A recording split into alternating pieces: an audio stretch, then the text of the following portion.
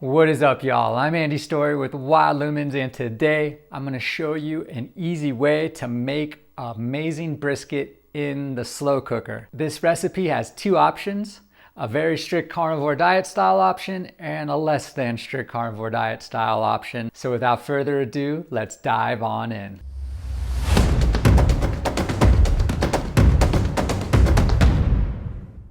Let's go over the ingredients. Of course, you're gonna need a brisket. Today, I am using about a 3-pound brisket, but you can go anywhere from 3 to 5 pounds or however big your slow cooker will allow.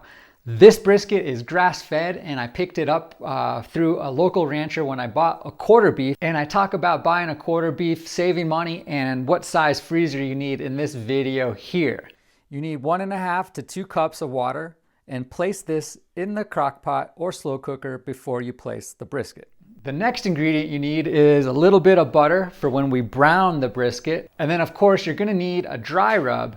Now if you're on a strict carnivore diet, by all means just use salt. If you want to add a little bit of flavor and you can handle pepper, you could do a salt and pepper 1-to-1 ratio. But if you can handle spices, then you might want to try a brisket dry rub. I picked up a cool dry rub recipe from the Spruce Eats. I'm gonna try it today. I haven't tried it before. So basically this one has 5 tablespoons of paprika, 3 tablespoons of salt, 2 tablespoons of garlic powder, 2 tablespoons of onion powder, 1 tablespoon dried parsley, 2 teaspoons cayenne pepper, 2 teaspoons ground cumin, 1 teaspoon dried oregano, and a 1/4 teaspoon of hot chili powder. They also mention using a 1/2 cup of brown sugar as an optional ingredient, but if you're on carnivore diet, then that's not gonna work. Now, while we're talking about dry rub, I wanna mention one way you might be able to save some money, and that is by buying some salt in bulk. If you're on a carnivore diet, you do go through a lot of salt. Usually you're using a lot of salt on meat. Basically, salt to taste is a good rule of thumb. My go-to salt is Redmond Real Salt.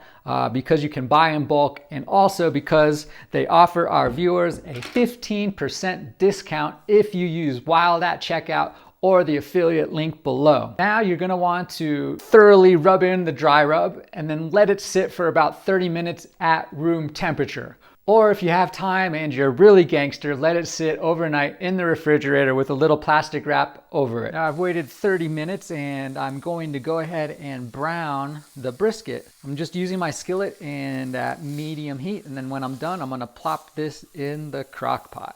Now, if you guys could show a little love, please hit that like button and feel free to subscribe for more carnivorous content. Thanks so much. Now, I fully browned the brisket in the skillet and plopped it in the crock pot. One thing to note is you're going to want to put the fatty side of the brisket up. Now that the slow cooker is on low, I'm going to let this thing cook for 8 hours. Now, I've seen people cook these for 7 hours up to 12 hours.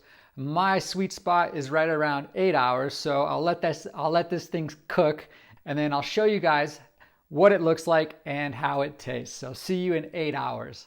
All right, you guys, it's been a little over 8 hours, and now it is time to test the brisket and see what this tastes like.